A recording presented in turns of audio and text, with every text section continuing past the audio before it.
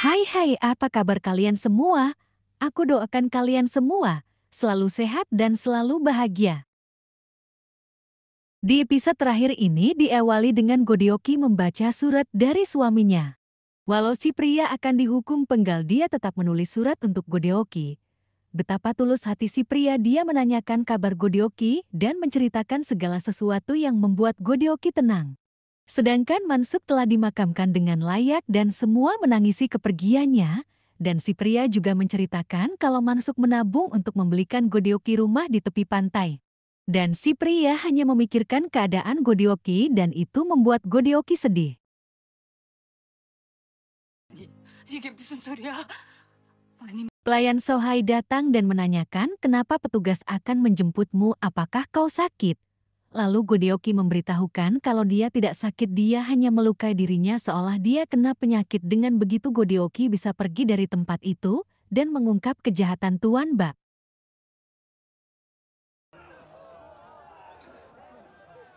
Dan Godioki dikirim ke tempat karantina. Di sana semua orang yang terkena penyakit dianggap tidak ada artinya. Bahkan yang mati langsung dibakar. Beruntungnya masih banyak sukarelawan yang dengan ikhlas membantu. Lalu di sana Godioki tidak sengaja bertemu dengan Hegang dan suaminya. Seperti yang kita tahu kalau Hegang dan suami Godioki ini pasangan pelangi dan Hegang laki-laki ya. Di situ Godioki yang hendak menemui suaminya dihalangi oleh Hegang. Akhirnya Hegang menjelaskan semuanya kalau suaminya itu sekarang tidak bisa berbicara dan suaminya itu sekarang mempunyai penyakit jantung dan dia ingin menghabiskan waktunya untuk membantu orang yang sakit. 달라질 게 없다는 것을 아시잖아요. Sedangkan Dugyom tetap bersikuku akan mencari kakak kandungnya untuk menyelamatkan si pria, tetapi Miriong mencoba mencegahnya karena itu percuma karena si pria tetap bersalah dan seperti kata si pria, Dugyom disuruh menjaga Godioki.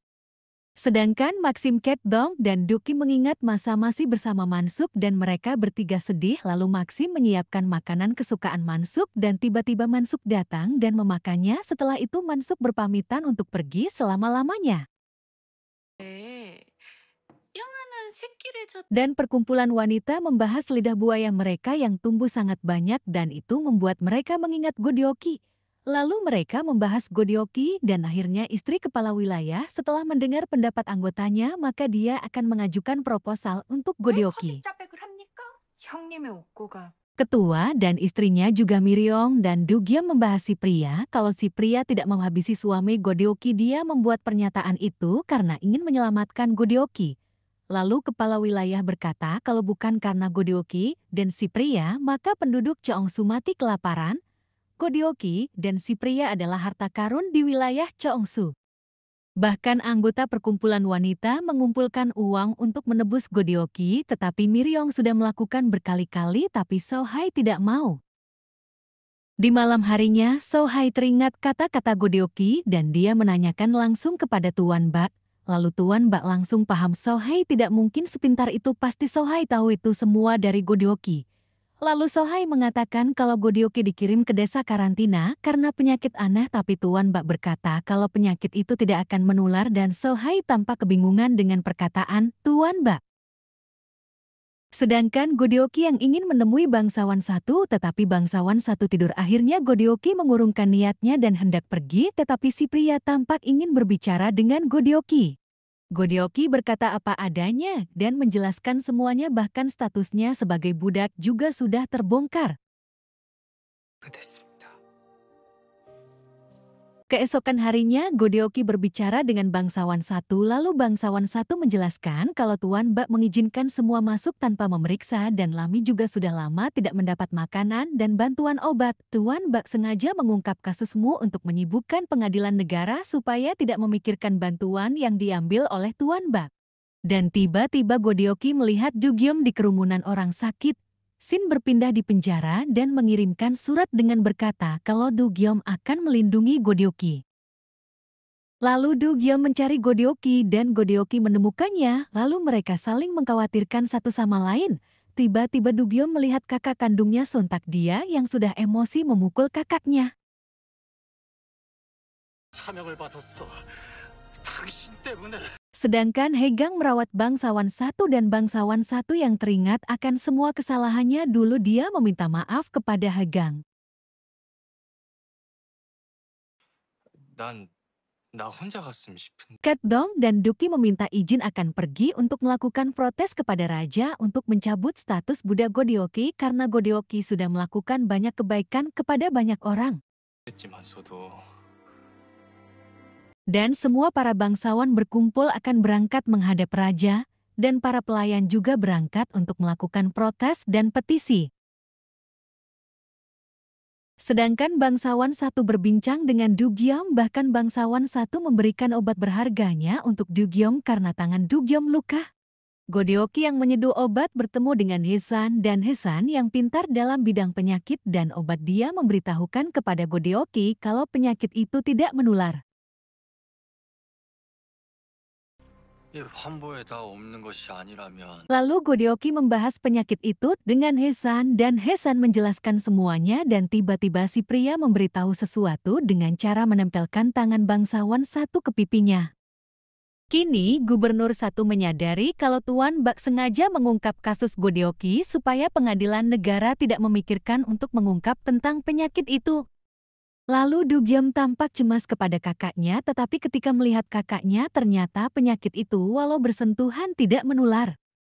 Tetapi lainnya sibuk membahas penyakit itu, Dugyom mulai merasakan demam dan keluar bintik-bintik penyakitnya, dan Godioki tampak sangat khawatir. Bangsawan satu memahami kalau dia memberikan obat pada Dugyom, dan kini Godioki baru sadar kalau penyakit itu tidak menular tapi penyakit itu ada karena mereka meminum obat itu. Malam harinya, Tuan Bak diselidiki diam-diam. Dugyom yang sakit dirawat sangat baik oleh Godioki dan kakak Dugyom melihatnya. 박중기가 소유한 집들로 이동되는 것을 Lalu Inspektur Jenderal dan pengawal gubernur mengatakan kalau Tuan Bak hanya mengirimkan sedikit makanan dan obat ke karantina dan sisanya dibawa ke rumahnya. Dan gubernur menyuruh mereka menyelidiki secara rahasia. Malam harinya, demam Dugyom semakin parah dan tiba-tiba Hesan datang dan memberitahu kalau banyak pasien setelah minum obat itu justru parah dan Hesan mengatakan kalau obat itu pasti dicampur sesuatu. Dan Hesan juga mengatakan kalau mereka mencampur dengan herba darah dan siapapun yang meminumnya dalam jangka lama maka mereka akan mati. Dan tampak Godioki memahami sesuatu dan dia mengatakan kalau pelakunya adalah Tuan Bak, dia yang membuat pil itu dan menjualnya, dia membuat penyakit palsu untuk menghasilkan uang. Lalu anak buah Tuan Bak memberitahukan kalau mereka sedang diselidiki dan Tuan Bak juga berkata Godioki juga sudah mengetahui maka bersihkan semuanya, jangan tinggalkan jejak. Dan tiba-tiba Sohai datang dan mengatakan kenapa kau menghentikannya, aku yang akan jadi kurirmu, sebagai imbalannya jadikan aku istri sahmu karena aku tidak ingin anakku menjadi anak selir dan juga bakar desa karantina. 혹시라도 의금부에 알려지지 않도록 격리. Lalu Godioki yang menyelidiki dengan Hesan dia memberitahukan kalau penyakit itu ada penawarnya dan penawar itu tidak ada di desa karantina. Maka Godioki hendak memberitahu petugas, tetapi bangsawan satu berkata mereka semua bekerja untuk Tuan Bak dan mereka tidak menginginkan kita membaik. Lalu Dugyom akan berbicara dengan mereka, tapi bangsawan satu berkata walau pangkatmu tinggi kau tidak akan didengarkan. Godioki mengambil sikap dan dia akan pergi karena dia ingin menyelamatkan pasien, tetapi tampak mereka semua menghalangi karena itu bahaya. Lalu suami Godioki memutuskan dirinya akan pergi bersama Hegang dan tak lupa Godioki berkata kau harus kembali lagi demi adikmu. 격리촌을 불태울지도 모른다고 합니다. Sedangkan menantu bangsawan satu memberitahu kalau desa karantina akan dibakar karena penyakitnya menyebar melalui udara dan perintah itu dari Yang Mulia. Lalu tampak semua prajurit bersiap-siap akan membakar desa karantina. Dan semua pasien tampak sangat ketakutan. Godioki diberitahu oleh Hesan kalau mereka semua akan dibakar, dan Tuan Bak datang dengan sombongnya, tetapi Godioki tidak takut dan berkata kalau penyakit ini tidak menular dan kamu tahu itu. Walau ditampar, Godioki tak menyerah dan terus menyerang Tuan Bak dengan fakta-fakta yang mencengangkan, dan tampak Tuan Bak tidak bisa membalas perkataan Godioki. Terserah apa yang kau katakan, katakan saja ini akan menjadi akhirmu dan kau akan menjadi abu. Lalu Godioki mendapati Hegang sekarat karena dihabisi prajurit Tuan Bak. Sedangkan gubernur membahas pil itu, ketika mereka membahas pil itu tiba-tiba ada seseorang datang. Sedangkan di tempat Godeoki dan semua para pasien sangat ketakutan dan mereka semua tampak pasrah. Lalu Haegang mengatakan kalau dia menjadikan dirinya umpan dan kini suami Godeoki sudah sampai ke gubernur. Seseorang tadi ternyata suami Godeoki dan dia memberitahu gubernur kalau pil itu dicampur dengan herba darah. Lalu gubernur yang mengetahui kalau pelakunya Tuan Ba langsung dia mengirim inspektur jenderal mendatangi desa karantina dan membatalkan pembakaran lalu membawa obat penawarnya. Sontak semua pasien sangat senang dan Dugyeom menanyakan kakaknya tapi inspektur jenderal tidak tahu. 마님, 아침 일찍부터 어딜 가시려? Keesokan harinya, Sohai tampak senang karena ingin menghadiri pertemuan teh walau dia tak diundang dan pelayannya berusaha menghalanginya. Sohai memberikan obat dari Tuan Ba itu dan Sohai menyuruh pelayannya meminumnya. Lantas tiba-tiba rumah Tuan Ba digerebek oleh gubernur. Dengan angkuhnya Tuan Ba menghadapinya, dan gubernur berkata adanya penyalahgunaan obat dan beras yang kau ambil dari desa karantina. Lalu pengawal gubernur berkata, aku menemukan herba darah obat beracun di gudang. Lantas pelayan Sohai menumpahkan obat yang dipegang Sohai. Sontak gubernur menemukan bukti kuat. Lalu Tuan Ba berkata, aku tidak tahu apa-apa dan menyalahkan Sohai selirnya. Tetapi walau terpojok Tuan Ba tetap sombong. Dia berpikir kalau tidak ada yang bisa menangkapnya karena tuannya jabatannya sangat kuat tetapi justru tuannya sendiri yang melaporkan Tuan Ba. Lantas mereka menangkap Tuan Bak dan Sohai. Sedangkan Dugyeom mendapati kalau kakak kandungnya tiada dan Dugyeom tampak terpukul dengan kepergian kakaknya. Dan para budak diadili termasuk Godeoki. Yang mengadilinya adalah gubernur dan dia menyatakan kalau para budak akan dikembalikan kepada tuannya dan para penjahat akan dihukum sepantasnya. Lalu Godeoki berkata budak Godeoki meminta izin untuk menjadi advokat hukum untuk terakhir kali. Gubernur memberikan izin. Godeoki berkata orang-orang ini bukan tabib dan pelayan medis, mereka semua kabur karena mereka diperlakukan tidak selayaknya sebagai manusia. Meski begitu mereka memenuhi peran mereka di desa karantina berkat bantuan mereka saat desa tak punya obat dan gandum bantuan para pasien tetap bisa hidup.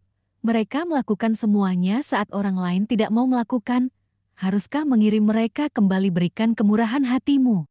Dengan bantuan Godeoki, maka gubernur akan mempertimbangkan kembali untuk para budak. Lalu gubernur berkata, kenapa kau tidak membela dirimu sendiri? Lantas Godeoki menjawab sambil menangis, aku tidak menyesal. Lalu perintah raja pun dibacakan oleh gubernur. Raja berkata kalau Godeoki memang berbuat kejahatan tetapi kepala wilayah dan para petugas Cheongsu berkumpul dan mengajukan petisi. Selain itu, rakyat Cheongsu mempertaruhkan nyawa mereka untuk protes. Semua orang bersatu untuk membela Godeoki dan ketulusan mereka sangat menyentuhku. Dan sebagai tambahan Godeoki datang ke desa karantina dan membantu para pasien dan diam-diam menyelidiki penyakit Anna. Dengan begitu dia menyelamatkan nyawa rakyat. Pencapaian itu harus diakui, maka setelah mempertimbangkan dengan cermat dan adil dengan ini aku mengumumkan Godeoki dibebaskan dari status budaknya. Godeoki tampak lega dan gubernur juga pengawalnya juga ikut senang dan semua orang di sana sangat senang dengan keputusan yang mulia. Sedangkan Tuan Ba disiksa supaya mengaku tetapi sampai tewas dia tidak pernah mengaku siapa tuannya. Sedangkan Sohai karena dia selir yang berkhianat maka stratanya diturunkan menjadi budak negara dan anak yang dikandungnya juga akan menjadi budak. Berbeda dengan Godeoki di hari kebebasannya dia disambut oleh semua penduduk wilayah Cheongsu, bahkan mereka memberikan banyak bunga kepada Godeoki. Dan Godeoki juga disambut oleh ayahnya yang sangat dia rindukan. Lalu dengan berjalannya waktu wilayah Cheongsu mulai berjaya dengan lidah buaya, bahkan mereka mengadakan festival. Sedangkan bangsawan satu telah kembali ke wilayah Cheongsu dan sering berdebat dengan kepala wilayah. Sedangkan Godeoki telah disibukkan menjadi advokat hukum. Juga Ketdong sekarang menemani Godeoki menjadi advokat hukum. Lalu tiba-tiba advokat hukum Beirang yang waktu itu selalu menjadi musuh Godeoki kini datang ke tempat Godeoki dan mengajak Ketdong bekerja sama dengannya. 대체 누굴 닮아서 이렇게 Lantas Miriam kini mempunyai putri dan diberi nama Becky. Maxim dan Doki selalu menjaganya dengan sangat baik. Dan terlihat Dugyeom dan Miriam mengunjungi Godeoki yang tinggal di rumah tepi pantai. Lalu terlihat ayah Godeoki menjaga putra Godeoki yang diberi nama Mansup. Dan tiba-tiba Dugyeom menanyakan keberadaan si pria. Lalu si pria muncul dari dalam rumah dan menyapanya. Lantas kisah flashback kalau si pria waktu di penjara didatangi oleh suami Godeoki dan dia menyuruh si pria berganti pakaian supaya si pria bisa pergi dan dia menggantikan si pria di penjara tetapi suami Godeoki yang mempunyai penyakit jantung saat itu pula dia menghembuskan nafas terakhirnya. Dan di episode terakhir ini semua tampak sangat bahagia. Sampai jumpa lagi ya guys.